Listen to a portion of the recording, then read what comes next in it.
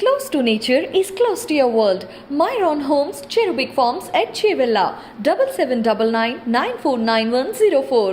ప్రముఖ గాయకుడు మిట్టపల్లి సురేందర్ ప్రస్తుతం మనతో ఉన్నారు. సాయి చంద్ అసలు తనకు ఎలాంటి అనుభవం ఉంది, ఎందుకంటే తన పాట రాయడం, సాయి చంద్ పాడడం ఇట్లాంటి ఎన్నో సార్లు చూసాం, ఎన్నో వేదికల మీద కూడా మనం చూసాం. ఒకసారి మిట్టపల్లి సురేందర్తో మాట్లాడే ప్రయత్నం చేద్దాం. అలా చెప్పండి, మీకు సాయి చంద్తో అసలు ఎలాంటి అనుభవం ఉంది, ఎందుకంటే మీరు పాట రాయడం, సాయి చంద్ పాడడం. సాయి చంద్ నాది మొదటి నుంచి మా ఇద్దరిది పాట సంబంధమే భయ్య.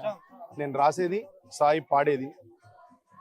ఎక్కడో మహబూబ్ నగర్లో అమరచింత అని ఒక చిన్న పల్లెటూరులో పుట్టి ప్రజా ఉద్యమాలలో పనిచేసుకుంటూ మాకు ఇక్కడ మన మహబూబాద్లో పరిచయం అయ్యింది. ఫస్ట్ నాకు మహబూబాద్లో పరిచయం అయినప్పుడు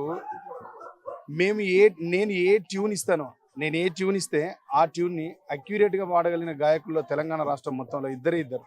ఒకటి గర్జనన్న, రెండోది సాయి చంద్. ఏ బాణి ఇచ్చినా, ఏ రచననైనా, ఏ స్వరస్థానంలోనైనా చాలా అద్భుతంగా పాడి మెప్పించేది. అట్లా మా ఇద్దరి మధ్య జరిగిన రికార్డ్ అయిన పాటలన్నీ చాలా పెద్ద హిట్. సాయి చంద్ లాంటి గాయకుడిని కానీ, సాయి చంద్ లాంటి గేయ రచయితని కానీ, సాయి చంద్ లాంటి వాగ్గేయకారుని కానీ, సాయి చంద్ లాంటి పర్ఫార్మర్ని తిరిగి సంపాదించుకోవడం తెలంగాణ రాష్ట్రంలో చాలా కష్టం భయ్య. చాలా గొప్ప కళాకారుని కోల్పోయాను. చాలా పెద్ద నష్టం ఇది తెలంగాణ కళారంగానికి, తెలంగాణ సాహిత్య రంగానికి, తెలంగాణ గాత్ర రంగానికి. ఇది తీరని లోటు. అన్న, ఇప్పుడు సాయి చంద్ను మీరు ఒక గాయకుడిగా చూశారు, ఉద్యమకారుడిగా చూశారు, ఇప్పుడు ఒక పొలిటీషియన్గా కూడా చూశారు. తను చట్టసభల్లోకి అడుగు పెట్టాలని ఎన్నో అసలు కలలు కన్నాడు. ఇట్లా అకాల మరణం చెందడం ఎలా, ఏమంటారు? ఇది చాలా బాధాకరమైన విషయం భయ్య. ఇది మేము ఎవరం కూడా ఎక్స్పెక్ట్ చేసింది కాదు. నేను ఈరోజు ఉదయం 7 గంటలు నిద్రలేసరికి చాలా అబ్నార్మల్ ఫోన్ కాల్స్ ఉన్నాయి నా ఫోన్లో. అసలు ఎప్పుడు అట్లాంటి ఫోన్ కాల్స్ రావు. ఎంతమంది, ఒక సాయి చంద్ ఒక్కడు తనకు తానుగానే కావాలనుకోలేదు. సాయి చంద్ చట్టసభలో పోవాలని మేము అందరం అనుకున్నాం. సాయి చంద్ను చట్టసభలో చూడాలన్నది మా అందరి కోరిక. దాని మీదనే కృషి చేసిండు. ఒక పాటగాడు ఒక పాటను చేత పట్టుకొని ఒక పాటతోని ఇంత ప్రజాభిమానాన్ని సంపాదించడం, ఒక ప్రభుత్వంలో స్థానాన్ని సంపాదించడం, దట్టు మా దళిత కమ్యూనిటీ నుంచి ఇట్లా రావడం అనేది చాలా కష్టసాధ్యమైంది. మేము ఎదిగి వచ్చిన ఒక పంటని కోల్పోయినట్టే భయ్య దళితులు. అన్న, మీ ఇద్దరి మధ్య అసలు ఎలాంటి సాన్నిహిత్యం ఉంది? మొదటి పరిచయం ఎక్కడైంది? ఒక అరుదైన సంఘటన చెప్పండి, ఎవరికి తెలియదు ఒకటి ఏదైనా. మేమిద్దరం పరిచయం అయింది మహబూబాబాద్లో. ఫస్ట్ ఒక పాట పాడాలని సాయి చంద్ను పిలిపించాను. అక్కడ పరిచయం అయింది నాకు. మా ఇద్దరి పరిచయంలో అయిన మొట్టమొదటి రికార్డ్ అయిన పాట తాడి చెట్టు పాట.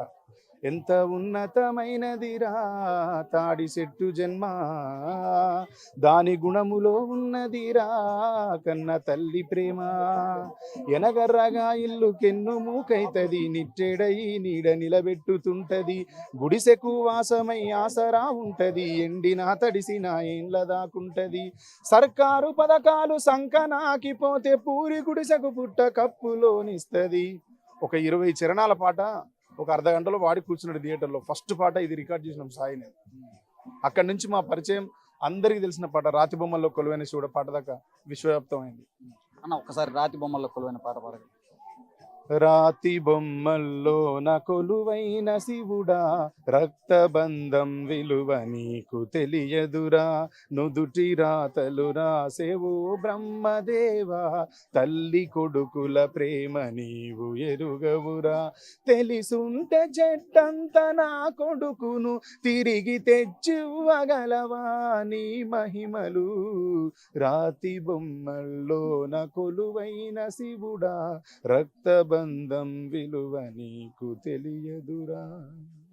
ఈ పాటతో యావత్ తెలంగాణ సమాజాన్ని సాయి చంద్ తన కంటతడి పెట్టించారు కూడా. అన్న, చివరిసారిగా మీరు సాయి చంద్తో ఎప్పుడు మాట్లాడారు, ఏం మాట్లాడారు అసలు?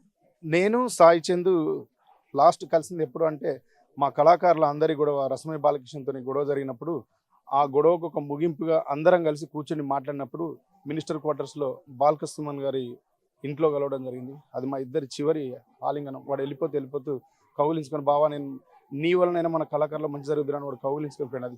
అది చివరి కౌగిలి. అది వాడు నేను మాట్లాడుకున్న చివరి మాట. తాము కొద్ది రోజుల కిందటే కలిసాము, అదే తమకు చివరి కలయిక అయింది. తెలంగాణ సమాజానికే కాదు, ఒక పాటకు, ఒక కళా రంగానికి కూడా తీరని లోటు అంటూ కూడా మిట్టపల్లి సురేందర్ కన్నీటి పర్యంతమవుతున్నారు.